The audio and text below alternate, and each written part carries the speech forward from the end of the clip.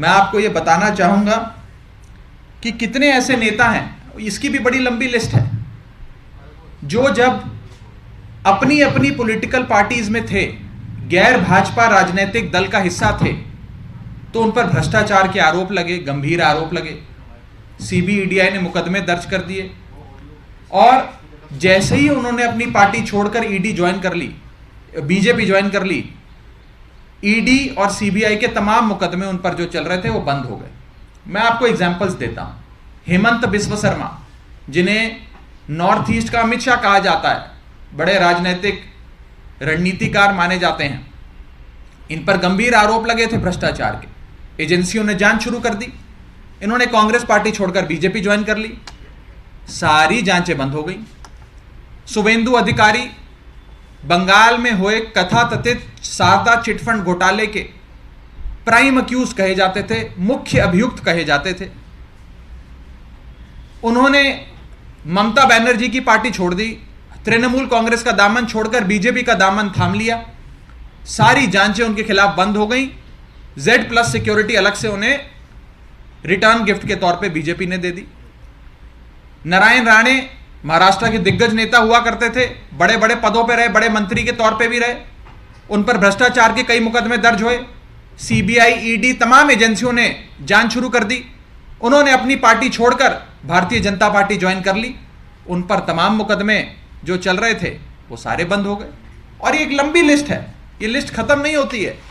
मुकुल रॉय बंगाल के नेता थे, ममता बनर्जी की पार्टी में थे, उन्होंने तृणमूल कांग्रेस छोड़कर भारतीय जनता पार्टी ज्वाइन कर ली, उन पर तमाम मुकदमे जो चल रहे थे वो बंद हो गए। इसी तरह अगर आज मनीष सिसोदिया जी, सत्येंद्र जैन जी, तेजस्वी यादव, संजय राउत, फारूक अब्दुल्ला, के कविता, ये तमाम नेता अगर अपनी अपनी पार्टियां छोड़कर भारतीय जनता पार्टी में शामिल हो जाते हैं, तो इन पर जितने मुकदमे चल रहे हैं, इनकम टैक्स के हों, पुलिस के हों, सीबीआई के हों, ईडी के हों, वो तमाम मुकदमे बंद हो जाएंगे।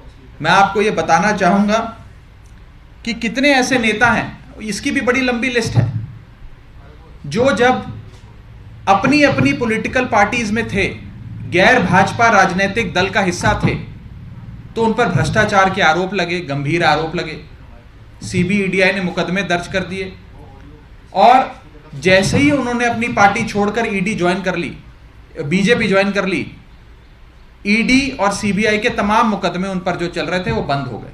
मैं आपको एग्जांपल्स देता हूं।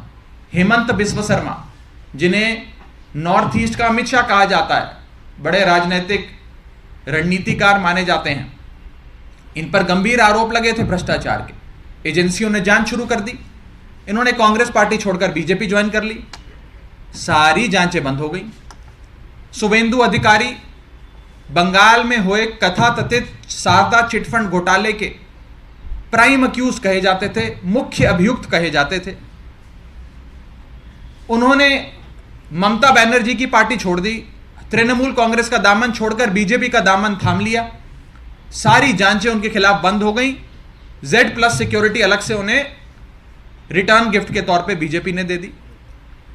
नारायण राणे महाराष्ट्र के दिग्गज नेता हुआ करते थे, बड़े बड़े पदों पे रहे, बड़े मंत्री के तौर पे भी रहे, उन पर भ्रष्टाचार के कई मुकदमे दर्ज हुए। सीबीआई, ईडी, तमाम एजेंसियों ने जांच शुरू कर दी। उन्होंने अपनी पार्टी छोड़कर भारतीय जनता पार्टी ज्वाइन कर ली, उन पर तमाम मुकदमे जो चल रहे थे वो सारे बंद हो गए।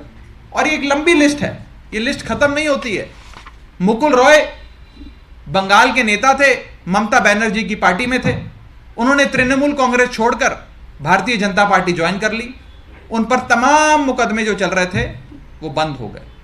इसी तरह अगर आज मनीष सिसोदिया जी, सत्येंद्र जैन जी, तेजस्वी यादव, संजय राउत, फारूक अब्दुल्ला, के कविता, ये तमाम नेता अगर अपनी अपनी पार्टियां छोड़कर भारतीय जनता पार्टी में शामिल हो जाते हैं, तो इन पर जितने मुकदमे चल रहे हैं, इनकम टैक्स के हों, पुलिस के हों, सीबीआई के हों, ईडी के हों, वो तमाम मुकदमे बंद हो जाएंगे।